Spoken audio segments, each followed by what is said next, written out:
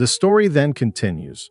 Arriving at the Black Forest area located between Brand territory, Aaron thought the leader of the goblins was the one named Kurok. Kurok had taken one of the castles in Brand territory and made it their hideout because of his strategy of cutting off all our food supply lines. And that caused our territory to lack food and made our citizens extremely hungry. I'll make sure to wipe them all out so that our food source returns to what it once was, Morel reported back from his investigation. Morel has found a group of kobold fighting. There are 5 groups. Each group has 6 teams.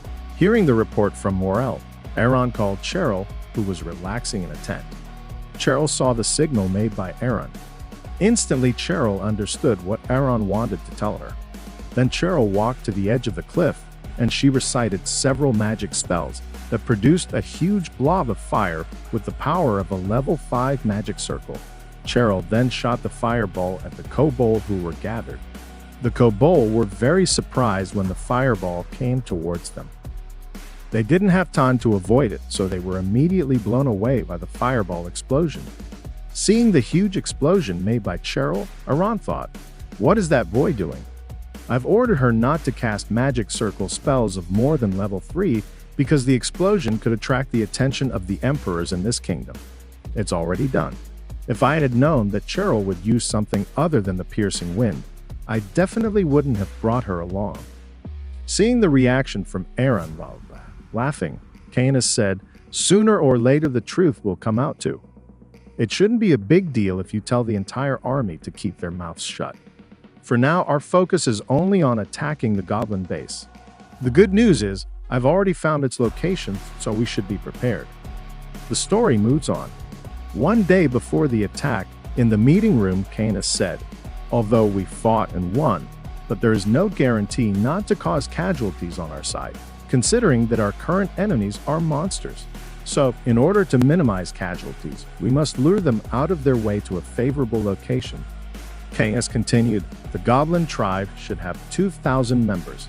Somehow, if we win, there will still be a number of casualties from our side. That's because we only have 500 inexperienced soldiers. Since we are the attacking party, then we should be more careful in choosing the battle location. We should first use hundreds of cavalrymen to lure out the goblins." Hearing this, Aaron asked, "Why should they use the horsemen as bait? Isn't that risky to do?" Canis explained the meaning of the bait, so you see, the horsemen will be very difficult for them to catch. After they chase our troops to the forest we have prepared, then we will ambush and kill them using the archers hiding behind the bushes. When they realize that we have trapped them, they will run back to save themselves. But we will immediately surround them with shield troops and we will suppress them until they surrender." Hearing Canis' strategy explanation, Aaron thought, "It seems like the strategy Canis said is still reasonable. I believe we will easily win this battle." Then Aaron firmly said that they would carry out this war using the strategy that Canis had explained. The story returns to the time of the war. 2 goblins were seen arriving at the site of Cheryl's attack, and they brought one of Kobold's corpses for investigation. Then one of Aaron's soldiers said that he saw the goblins moving. Canis said, "The goblins have a reconnaissance team. It's not like we're fighting regular goblins. Once they know something is wrong, then they will most likely prepare to fight. If they have the wits to prepare everything, why don't we just capture them and use them as slaves? I'm pretty sure if we enslave them, then they'll be very useful for developing the dungeon you mentioned earlier." Hearing that, Aaron was very surprised. He thought, "Why didn't I think of it from yesterday? I don't need to eliminate all of them. They will be very useful if used as slaves." Aaron then asked Canis, "Would the goblins listen to the orders of a human? As far as I know, they only follow and listen to the orders of dragons." Hearing that, Canis laughed, "It seems you know nothing about the goblins. They will follow whoever has the most extraordinary power. So, you don't need to be a dragon." Aaron simply said, "I'll think about it after seeing the situation. I don't want any unnecessary casualties just because of my greed. Now the sun is rising, so we'll start the invasion." Then Aaron ordered Cheryl to leave and take 200 soldiers with her into the forest. Rommel he ordered to wait at the bottom of the hill with a shield warrior to surround the pursuing goblins. As for Canis, he was ordered to wait on the hill with his sword spread. Aaron also ordered the cavalry to follow him to attack the goblin base. In a different place, the boss of the goblins named Kurok was seen relaxing eating his meal. Suddenly, his men came and said that the humans had come and attacked here, and they were in the Black Forest. Hearing that, Kurok said, "Those cowards dare to attack us. It looks like they are delivering their lives here." Those cowards who have always been hiding behind a small wall, they finally came out to give up their lives. Then in a loud voice, Kurok said to his troops, "The cowards have willingly attacked here. Let's have a feast to finish them off and loot the entire castle." Hearing what their boss had announced, the goblins were very excited. Kurok ordered them to release the Minotaur as their main weapon, and Kurok again said, "Let's go and finish off all the humans who willingly came to this place." As the afternoon approached, an eagle was seen flying around the area, and the eagle noticed the horde of goblins who were attacking. It turned out that the eagle was a form of magic power performed by Canis. Smiling, Canis thought, "It's time for humans to take action against those goblins. Let's see what the humans I have gifted can do." Then Aaron led his troops and said that they should use the pre-planned formation.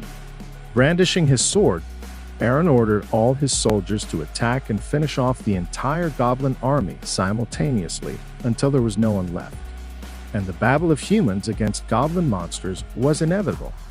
It can be seen that Aaron brought horsemen, only 100 people, while the goblin army was approximately 2,000 monsters. With just one slash, Aaron was able to kill several goblins in front of him. After a while later on the battlefield, Aaron thought, "Just like this, it won't be enough. We have to put more pressure on them so that they will fall for our plan." Suddenly, when Aaron was caught off guard, an axe nearly decapitated him.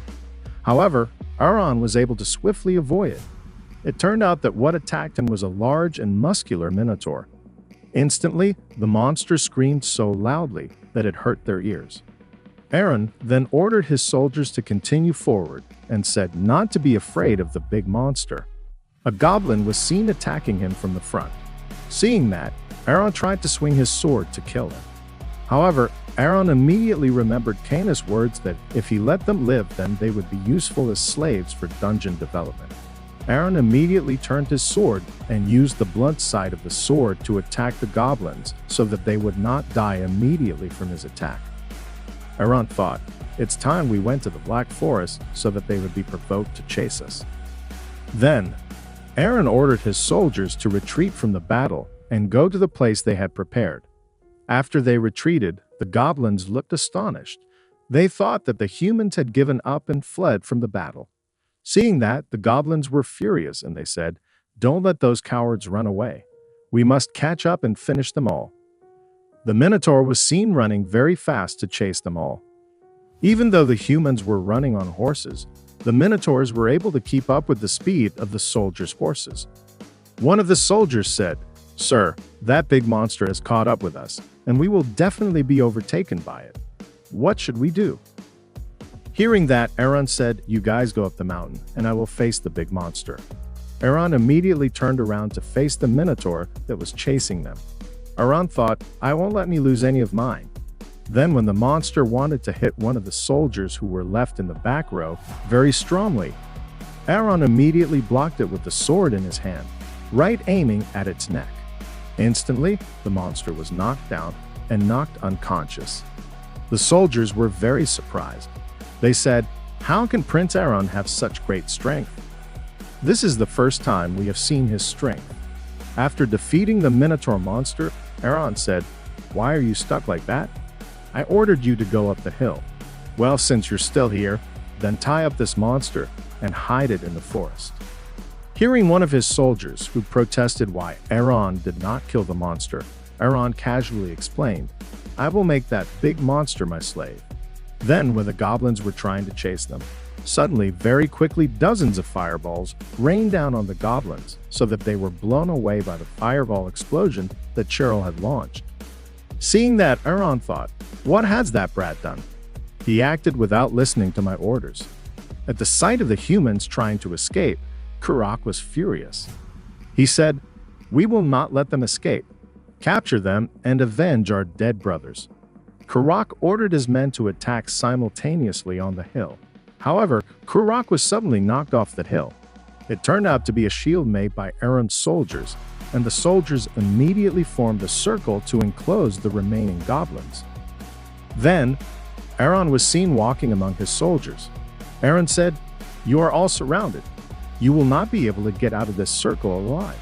I will offer you a way to get out alive by fighting between the two parties, and the loser of this duel will become a slave for the rest of his life."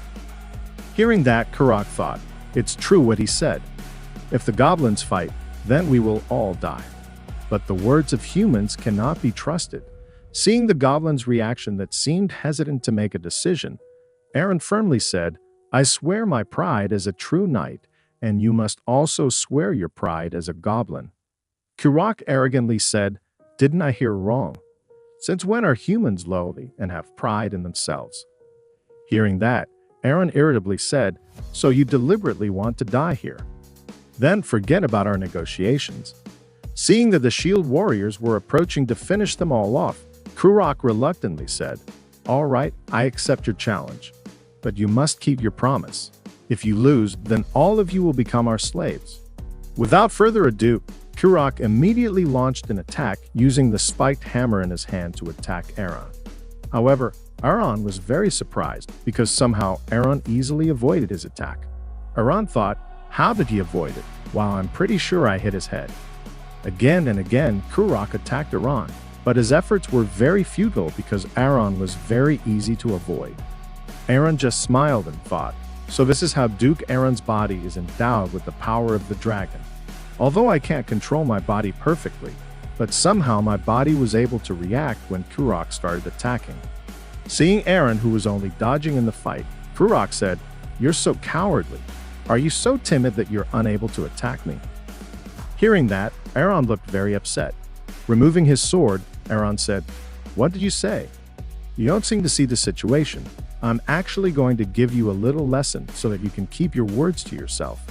Seeing Aaron let go of his sword, Morel said, "Sir, you can't do that. During a fight, you can't let go of your sword because it could get you killed."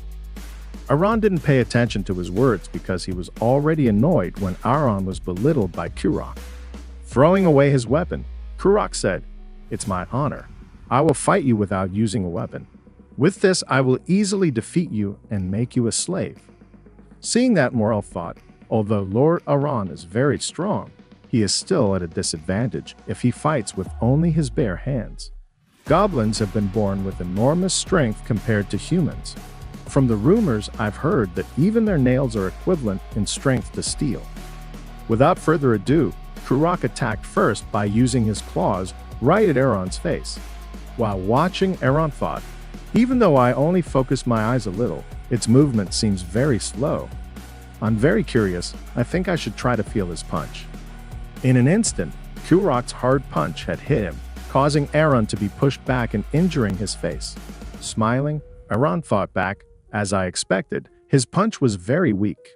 I didn't feel too much pain either. This body is really great, but somehow I don't want to use a body this great. Looking at Aaron, who was pushed away by Kurok's punch, they said, "This is very dangerous.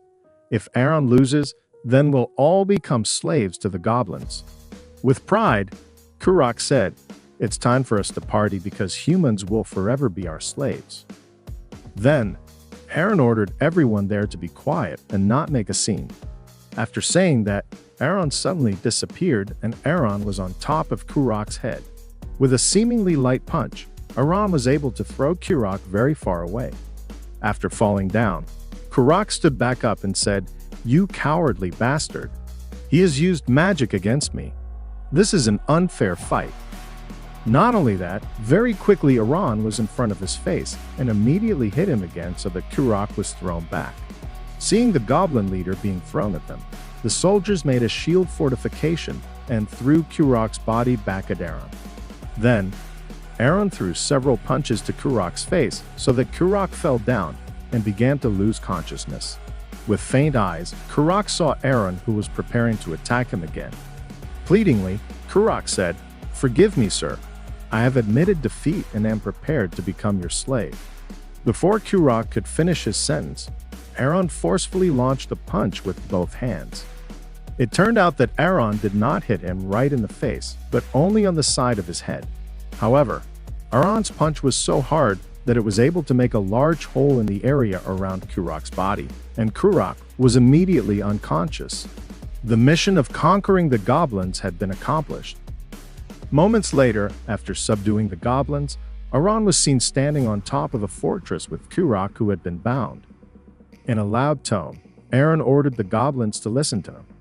Aaron said, "You should thank me because I will not kill you all. Instead, you will become human slaves and serve us for the rest of your lives." However, the goblins were only silent, listening to his words. Then Aaron continued, "From now on, you will become slaves and provide services to the humans within my territory. I will give you the right to hunt, and I will even provide food if you successfully complete the mission. However, you must remember, if any of you intend to rebel, I will kill all of you without exception." Seeing the goblins, who were just silent listening to his ramblings, Aaron was very annoyed. While holding their leader's head, Aaron angrily said, "If you don't answer what I said earlier, then I will beat you all one by one, just like I beat your leader." Hearing the threat said by Aaron, the goblins finally agreed to become human slaves for the rest of their lives. While laughing slyly, Aaron said, "You have wasted my precious time. So in return for your actions, I will take away all your food and storage."